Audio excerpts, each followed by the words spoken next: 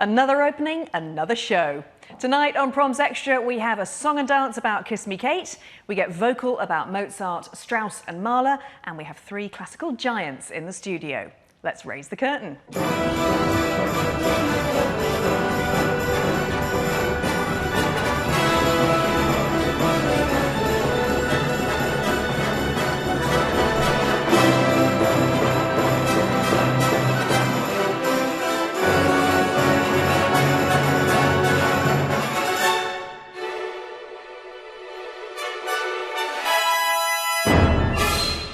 Hello and welcome to Proms Extra, the show that delves into the past 7 days of the proms.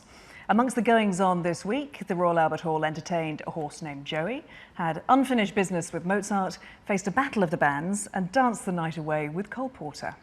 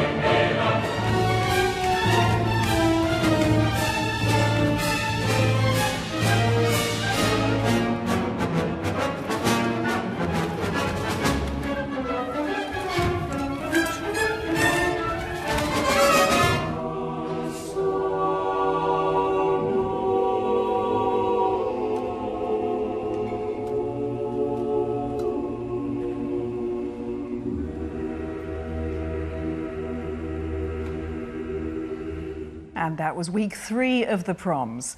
From the Albert Hall to our studio here in the Royal College of Music, and to the question, just who is on the sofa tonight?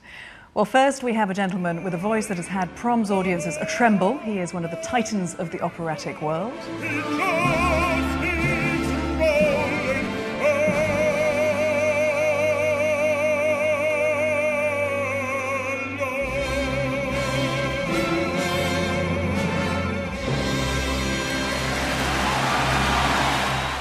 It's Sir Willard White. Next, she's a member of the Proms Extra family, and she's rather a brilliant violinist to boot.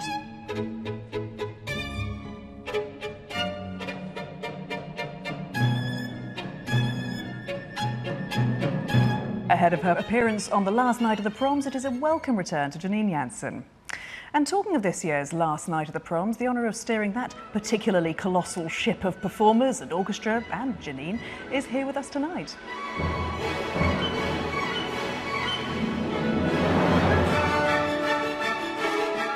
It's Zachary Oromo. And we have 2 exciting performances on the show tonight. For the first time ever on Proms Extra, all of our guests will be performing, including Zachary, who will be dropping his baton and playing 2 violin duets with Janine, and Sir Willard White, who will close the show with a touch of Figaro, and you really don't want to miss either of those. So welcome to you all. Zachary, this is the big reveal, the big surprise for us. You're going to be playing with Janine. How come this is happening?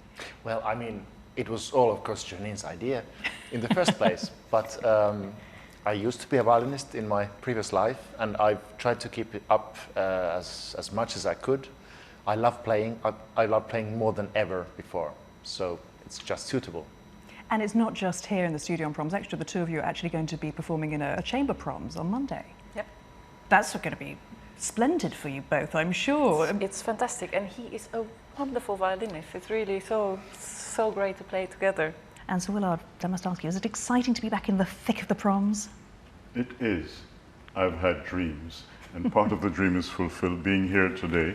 And looking over at the Albert Hall brought back fun memories, and maybe one day soon I will sing in there again, but who knows? And then, of course, the last night of the proms. Let's talk for a moment about that, because you've got plenty of time to prepare still. I'm sure neither of you are nervous. But Zachary, this is the big one, isn't it? Conducting the last night of the proms, how do you feel? Well, absolutely. I mean, I can't even imagine what the atmosphere will feel like on stage. I'm sure it will be hot, and I will be very, very busy getting through all the music that we have to get through. But I'm very happy with the program. I'm very happy that Janine is playing Chausson and Ravel. I'm very happy with the rest of it as well. So just looking forward. Now, when I've spoken to conductors before about the last night of the Proms, the one thing they worry about is having to make a speech in the hall. So we thought we'd give you a bit of help here. Here's something to inspire you. Have a look at this.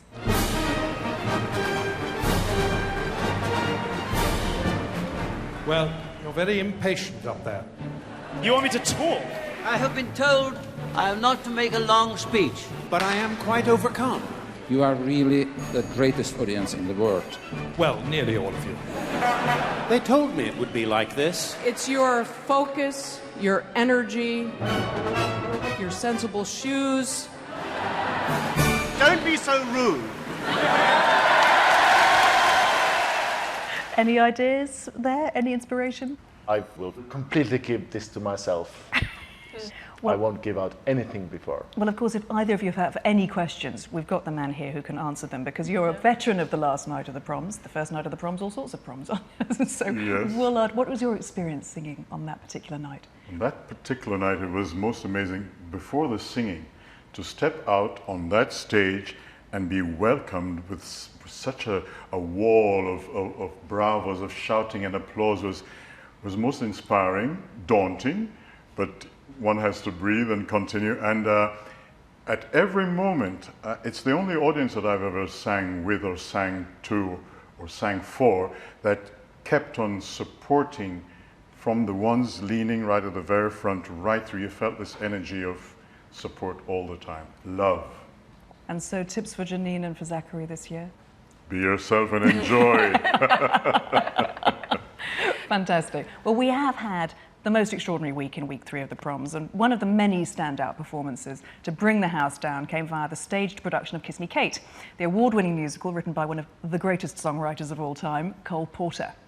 For once, at the back of the stage rather than at the front was the hugely popular John Wilson Orchestra, led by their talented maestro, who has that knack for giving audiences just what they want.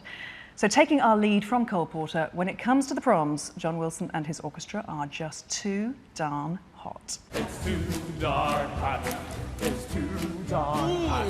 I'd like to coo with my baby tonight and pitch some woo with my baby tonight. I'd like to coo with my baby tonight and pitch some woo with my baby tonight. But brothers, you bite my baby tonight, 'cause it's too darn hot. According to the Kinsey report, every average man you know much prefers to play his favorite sport when the temperature is low. But when the thermometer goes way up and the weather is sizzling hot, Mr. Gob for his squad, a Marine for his queen, a GI for his cutie pie is not. The unforgettable Kiss Me Kate is brought to the Proms audience by John Wilson and his amazing orchestra, and the atmosphere in the hall that night was fantastic. But what I always find so interesting, Zachary, is when you see John Wilson work with his band, with his orchestra, he treats that genre of music with utmost respect, and he treats it as if it were Mahler or if it were Beethoven, and you can hear it, I think, in the performance. It's incredible. I mean, what John does is he has forensic interest in what was actually originally written. And for this production, for instance, he went back to the very originals that Cole Porter wrote, because, of course, this musical and any others have been done a lot since, and they've always been slightly modified. And what John does really great, he goes back to the original, and he treats the music as if it would be the most valuable thing. But Willard, let me ask you about Cole Porter. I know you've performed his work many times. He is considered one of the great American songwriters of the 20th century, the father of the great American songbook. I mean, what is it about his lyrics and his tunes that make him so marvelous? It's a particular ability, I think, to go straight to the heart, to go simply express a longing, a great desire of a lifetime, an eternal question, and to present it in a way not highbrow, but really speaking directly to the people, to their hearts. And that's really important. Simple melodies, the orchestration not large, but really full of integrity. And though talking of those melodies, they are the tunes that you get in your head and they stay there for days. And that's Yes. a great talent, isn't Yes, it? he knows how to marry one note to the next. Janine, the thing which always strikes me whenever we see the John Wilson Orchestra play is how much fun the musicians are having. Yeah. Oh, it's fantastic. I mean, I think also, you know, everybody wants to play in the orchestra. I mean, I saw a solo bassist from Concertgebouw in Amsterdam, Dominic Seldis, who's playing there. I mean, people want to join that. I also get, you know, itching fingers to. I'm sure when we start. spoke about John Wilson last year, you said, you know, if you got the phone call from John, you'd be like, I yep. would be there. And again, I missed it. But you know, when I watch this and when I see it, I mean, it's so great what you have programmed at the Proms. I just want to be at all these concerts. It's so exciting. Well, they did bring together a wonderful ensemble to perform at the front of the stage, not in the orchestra. It is a piece that requires comic timing, wonderful acting skills, amazing dancing skills, and they really had them all. We're going to see now a clip of Alexandra Silber, who plays Kate. She really hates men. I hate men. Their worth upon this earth I dinna ken. Avoid the traveling salesman, though a tempting Tom he may be. From China he may bring you jade or perfume from Arabia. But don't forget, 'tis he who'll have the fun and thee the baby. Oh, I hate men! I've never heard you sing like that, I must say. But what a great example there, the Broadway star, now the Proms star, Alexandra Silber, of a singer who has to be so physical. And how do you sing when you're also having to be so active on stage like that? What do you have to do? Well, I haven't done many parts where I've had to be that active. But there's one thing that I learned and which has carried me through a lot of experiences is the central core of breathing. Keep that breath loose and in balance. Don't make the breath tight because that actually tires you. And if you keep the breath in balance, you actually build your stamina and you can go on. Do you ever dance, Willard? Do I ever dance? Yeah. I mean, on stage, off stage, I'm just interested. I made a mistake once. I was doing a production of La Damnation de Faust, and in the one aria of, I did a little dance move and they stopped the rest and I said, yes, that's it, let's do that there. And after that, I've been careful not to dance too much. Well, sadly, we have to leave Kiss Me Kate there, and if that isn't painful enough, that performance of Kiss Me Kate won't be on your screens until December, but it is well worth the wait. Let us turn from the sparkly razzmatazz of Kiss Me Kate to the brooding intensity of Mahler's Symphony No. 5. Last night on BBC4, the celebrated conductor Juan Jomena led the BBC Philharmonic in this work, which includes the famous Adagietto. Let's have a listen.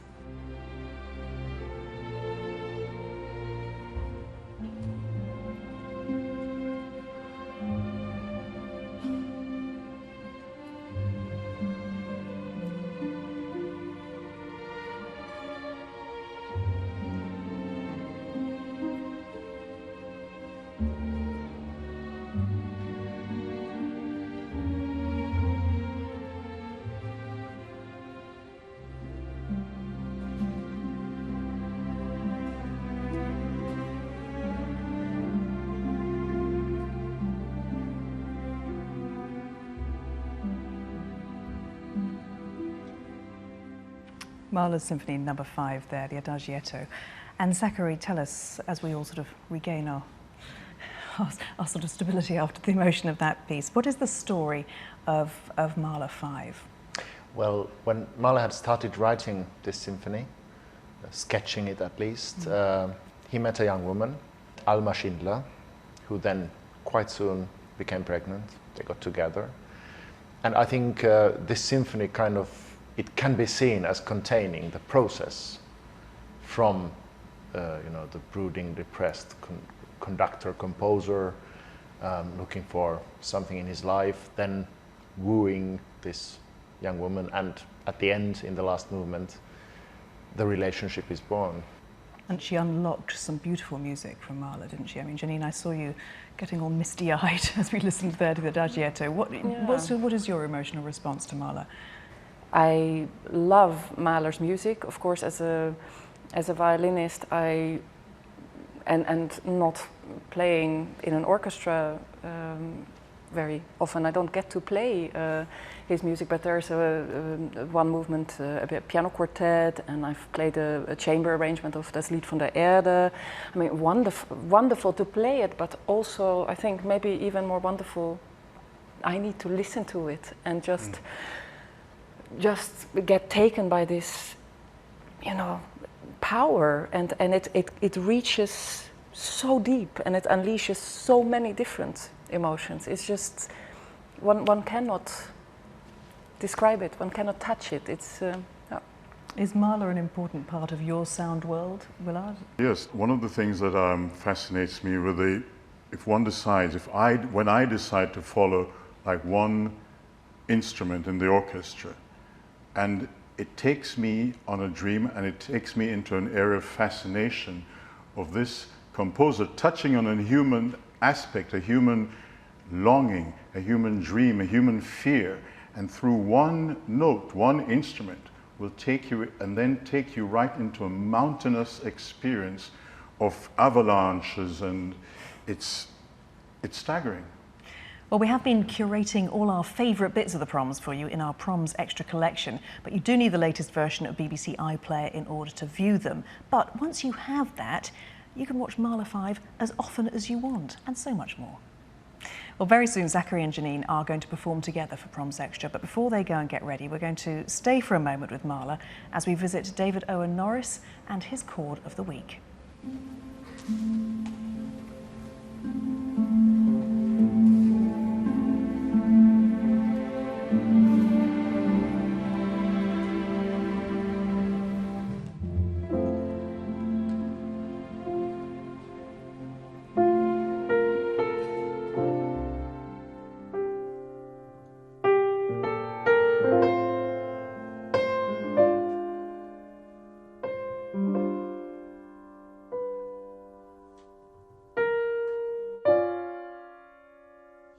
That's an astonishing discord.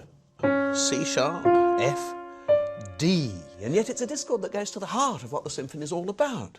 It starts in C sharp minor. This adagietto is in the key of F, and we're going to end in D. So our chord, C sharp, F, D, actually spells out the tonal argument of the symphony. But though it's a discord with a point, it's an astonishingly ugly chord to put into what is really a love song to Mahler's new young wife, Alma. But Mahler found his marriage was very difficult. He even consulted Sigmund Freud about his impotence. And the movement is full of discord, this very harsh discord right at the beginning.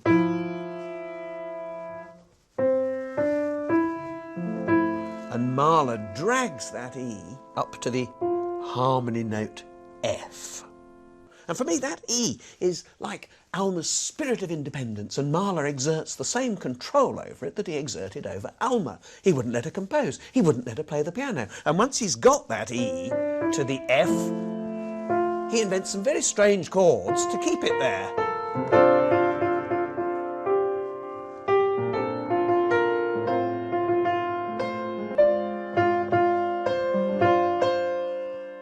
And only after our chord of the week is the F free to fall, but not to an E flat.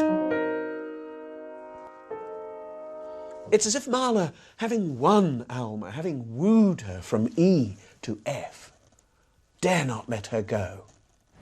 Fascinating stuff from David Owen Norris, whom we love, and his chords every week, and he will be back next Saturday. Well, still to come on Proms Extra, we're going to be looking into the concerts of Strauss and Mozart and how musicians cope with their health when their bodies are not in tune. But before then, we have a rare treat. Here are Zachary and Janine to perform two short duos by Bartók.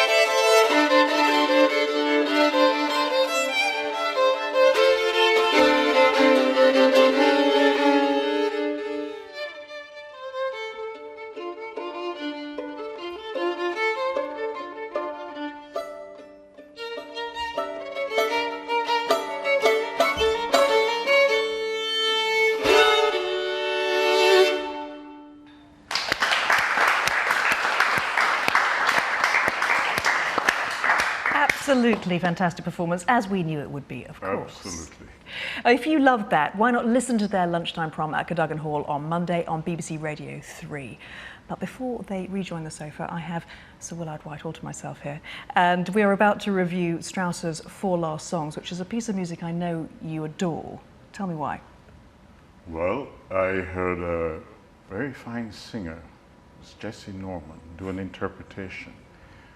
And I'm not really given to tears, I think, because I haven't cried very much in my life, but I felt the tears welling up, and I was wondering why.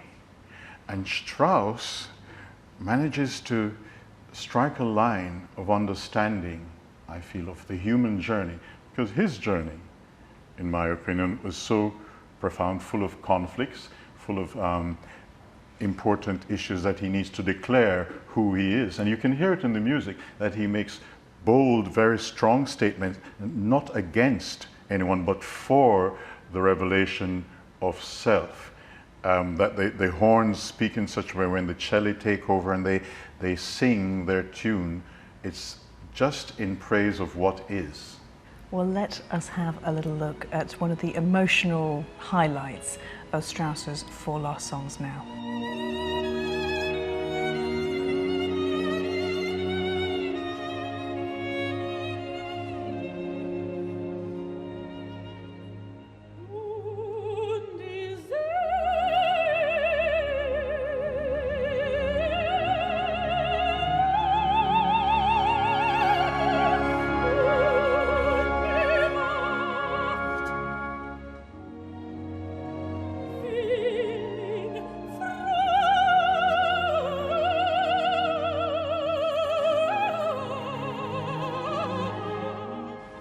Well, first, welcome back to Zachary and Janine. That was a wonderful performance, but from one great performance to another, we just heard the Danish soprano Inger Dam Jensen pulling at our heartstrings there with Strauss's 4 Last Songs.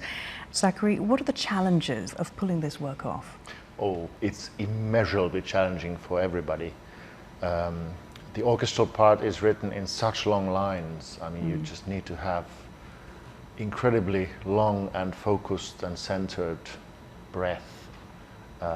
And I mean, for a conductor, it's always so important to support the singer, to breathe with the singer, not before, not after, just with. It's so important to make the orchestra listen to the voice, even though when they play, they can't actually hear it. But there is a kind of listening that goes beyond that, that you know what's there, you know there's a voice, and you kind of place your part accordingly.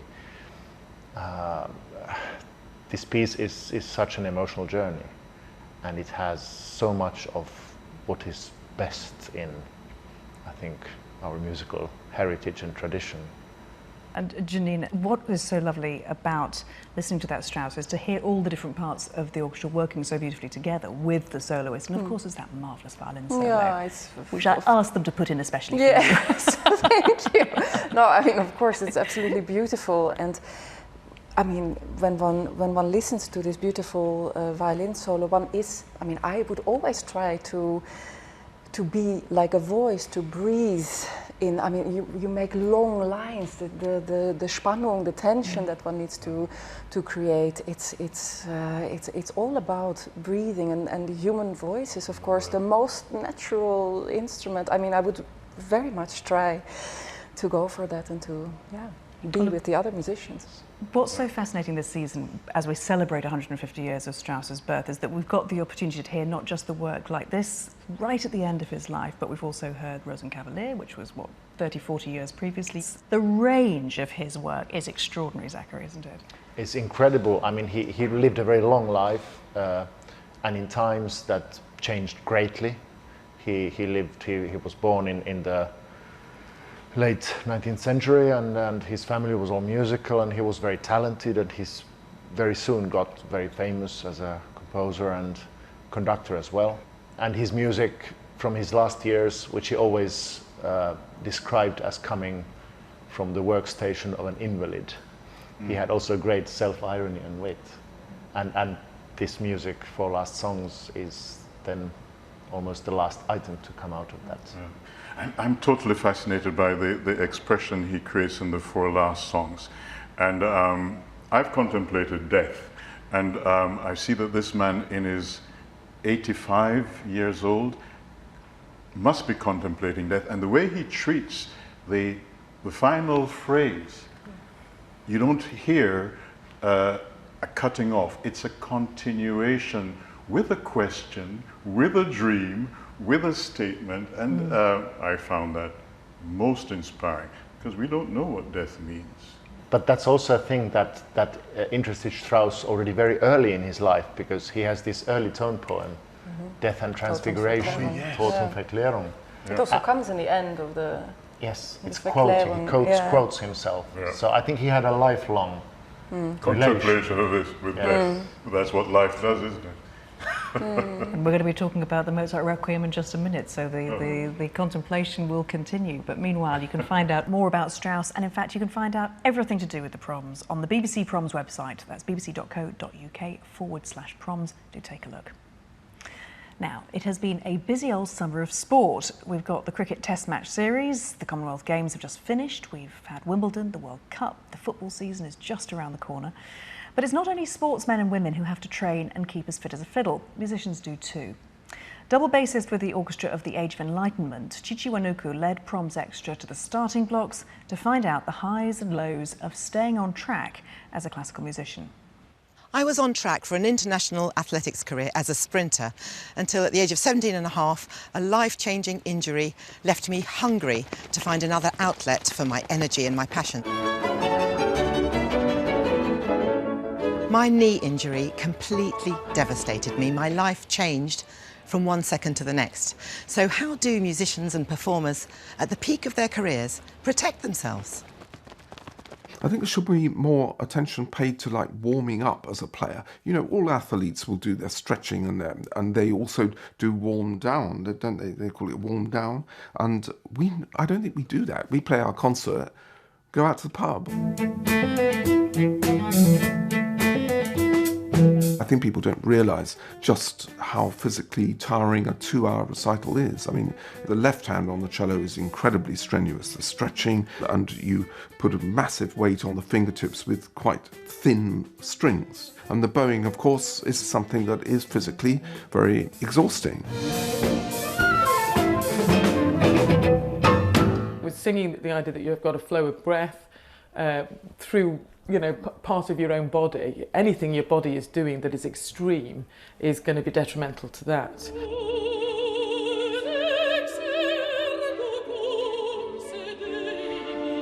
And of course you get very strong physical reactions. I've had concerts where my lips have sort of stuck to my top teeth because my mouth has suddenly gone so dry. I had a very difficult year last year. I had whooping cough followed by viral pneumonia, so I was very poorly for a long time. And I think having been a very robust, healthy woman, I think I had not anticipated the things that I would normally be able to do with the voice I couldn't do. My worst fear was that I would never sing again, that it was over. I had a laser treatment to remove this tiny polyp. It healed clean as a whistle. It was 6 to 9 months of no singing at all, which was like losing part of myself. It was quite shocking what an enormous part of my identity being able to sing each day was.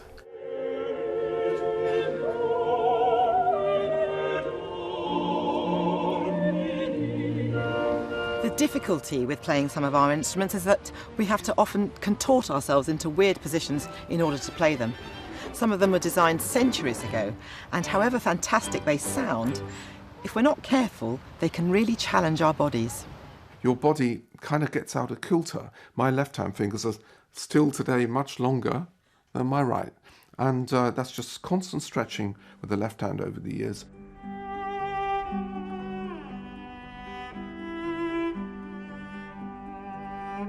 I lost power in my bowing arm, and that stopped me playing the big pieces, which is obviously what I've always done, and it was a serious problem. And when it happened, it came very suddenly. I knew about it last October in the middle of a concert, because of course you always play that 10% extra. So when you're practicing at home, I didn't realise I had a problem. Then suddenly in the first movement of the John Arlen Sonata, great favourite of mine, I suddenly was thinking, what's wrong? I can hardly hold the bow, you know. And the most embarrassing moment of my life, I had to go to the concert organizer in the interval and say, I don't think I'm not sure I can do the second half. And he said, why? And I said, well, I can't hold the bow. I mean, it's ridiculous, isn't it?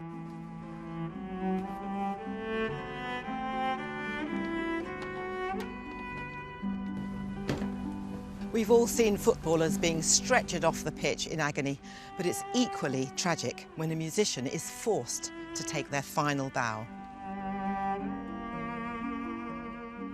I had 2 MRI scans on my neck, and it showed that this herniated disc is pressing on a nerve root.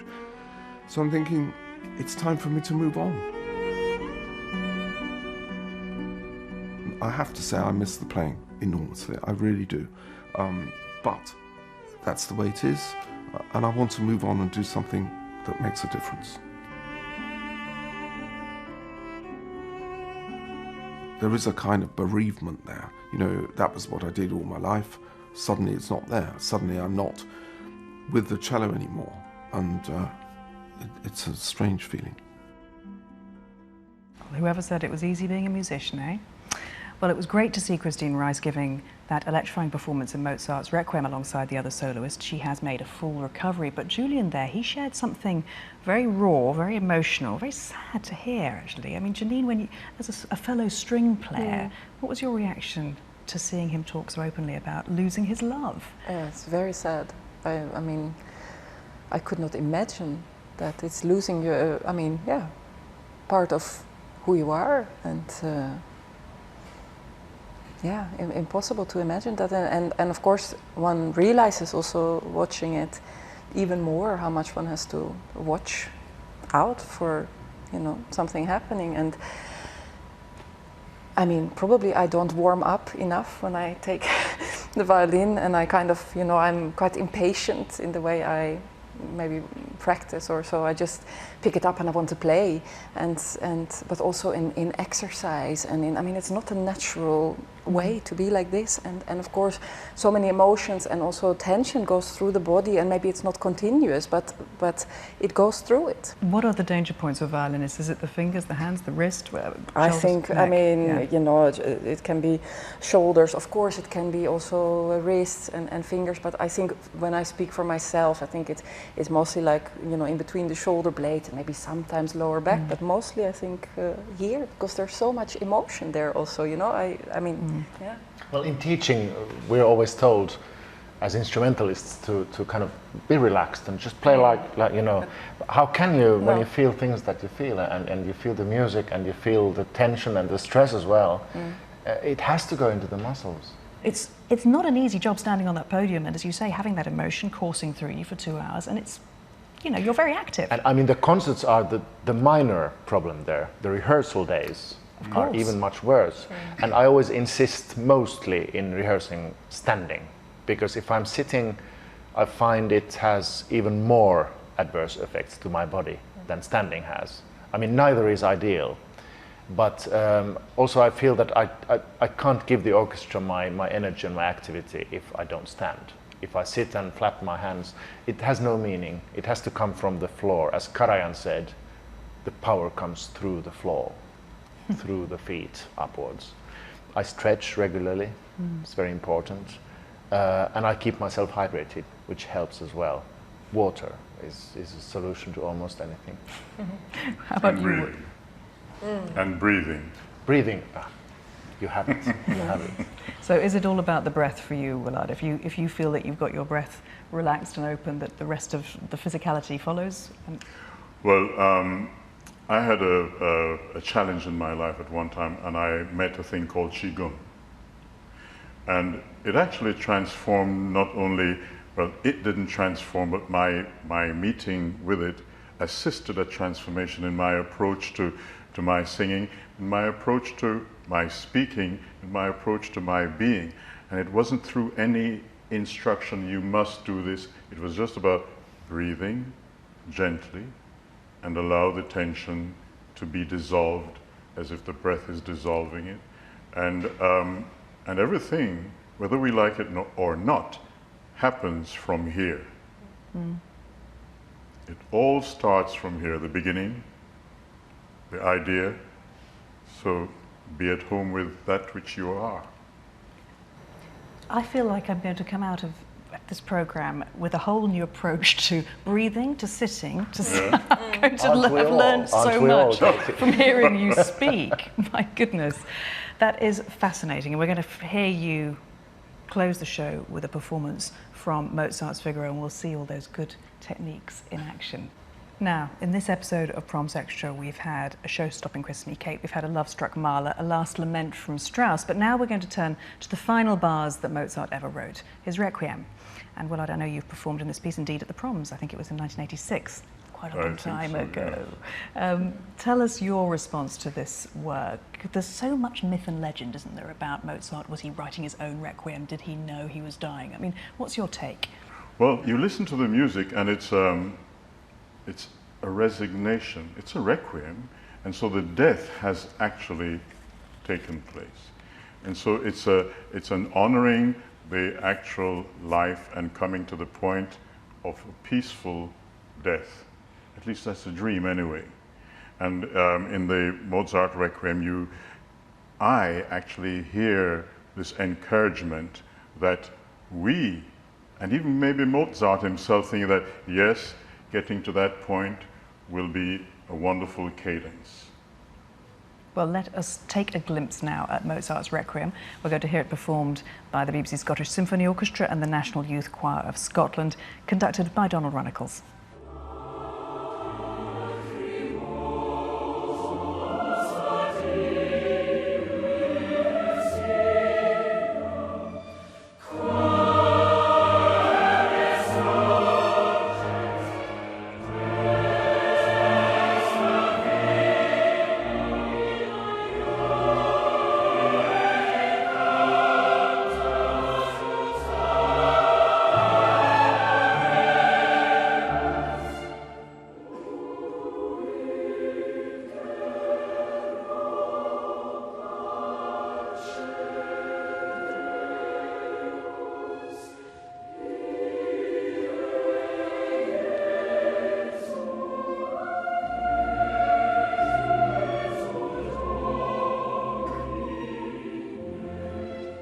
Certainly, when you listen to Mozart's Requiem, there, Willard, I mean, what you were saying about Mozart having a sense of acceptance about the end of a life, whether or not he knew his was close or not, there was certainly no rage there, was there?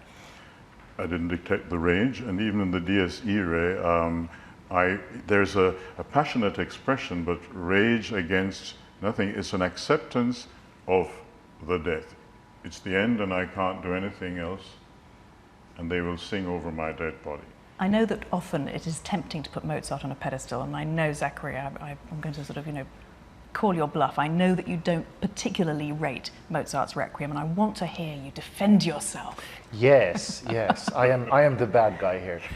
Never say never, but I would never choose to conduct it. Just because for me Mozart is certainly a fantastic composer. However, for me he doesn't represent the kind of culmination of all art that many people want to hear in him and see in him, and certainly genuinely do. For me, he's another very, very good composer that wrote really great pieces, Le Nozze di Figaro, the E-flat major string trio, to name but a few, but also some that are kind of, I don't know, for me they are a little bit standardized often, some of the symphonies, for instance. I so appreciate your honesty on this subject. I really do, but I'm also very much looking forward to hearing the tweets, the calls, the letters. Keep them coming, keep them coming. Well, we're going to stay with Requiems as we have a preview of the world premiere of the late Sir John Tavener's Requiem Fragments now.